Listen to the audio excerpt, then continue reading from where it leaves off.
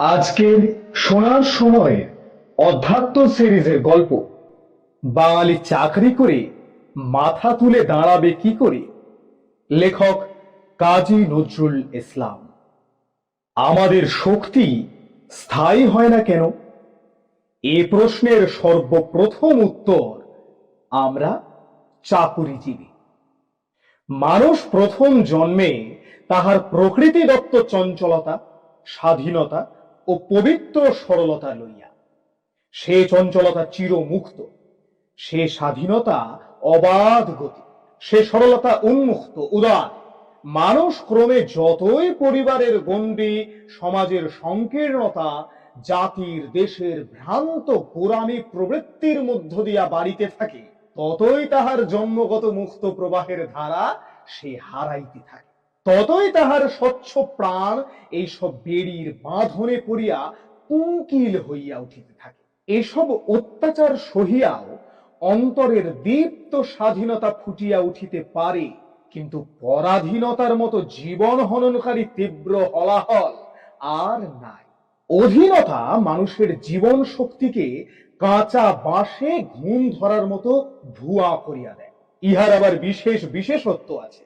ইহা আমাদিগকে একদমই হত্যা করিয়া ফেলে না, তিল তিল করিয়া আমাদের জীবন শক্তি, রক্ত, মাংস, মজ্জা, মনুষ্যত্ব, বিবেক সমস্ত কিছু জোঁকের মতো শোষণ করিতে থাকে।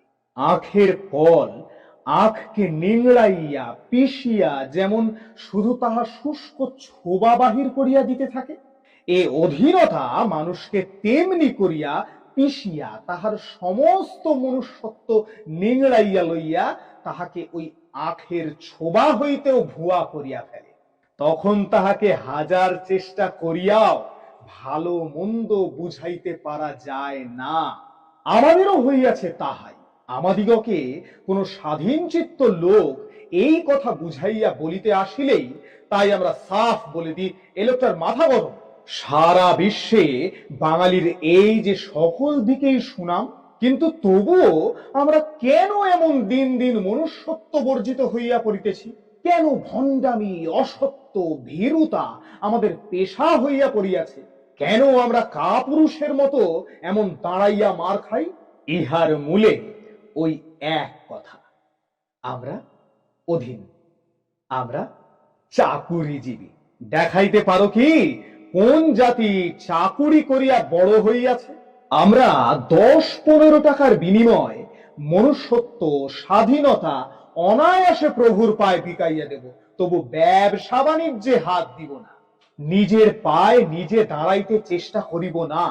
এই জঘন্য দাসত্বই আমাদিগকে এমন ছোট, হীন করিয়া তুলিতেছে। যে 10 টাকা পায়, সে যদি পাড়া গিয়া গিয়া অন্তত মুদি ফেরিওয়ালার ব্যবসা করে, তাহা হইলেও সে 20-25 টাকা অনায়াসে উপার্জন করিতে পারে। ইচ্ছা থাকিলে উপায় হয়। আদতে আমরা ইচ্ছাই করিব না, চেষ্টাই করিব না। হইবে কোথা হইতে? যে জাতির মধ্যে ব্যবসা বাণিজ্য, কৃষি, শিল্প যত বেশি, সে জাতির মধ্যে স্বাধীন চিত্ত লোকের সংখ্যা তত বেশি। আর কাজেও যে জাতির জনসংখ্যার অধিকাংশেরই চিত্ত স্বাধীন, সে জাতি বড় না হইয়া পারে না। ব্যষ্টি লইয়াই সমষ্টি।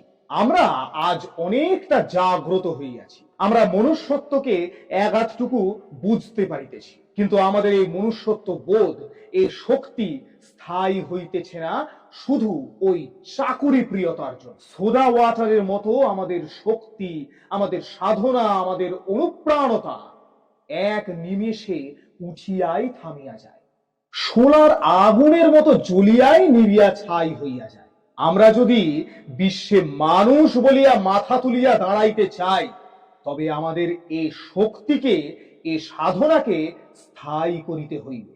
নতুবা যে তিমিরে সে তিমিরে, এবং তাহা করিতে হইলে সর্বপ্রথমে আমাদিগকে চাকুরি ছাড়িয়া পরপদ লেহন ত্যাগ করিয়া স্বাধীন চিত্ত উন্নত শীর্ষ হইয়া দাঁড়াইতে হইবে। দেখিয়াছ কি চাকুরিজীবীকে কখনো স্বাধীন চিত্ত সাহসী ব্যক্তির মতো মাথা তুলিয়া দাঁড়াইতে?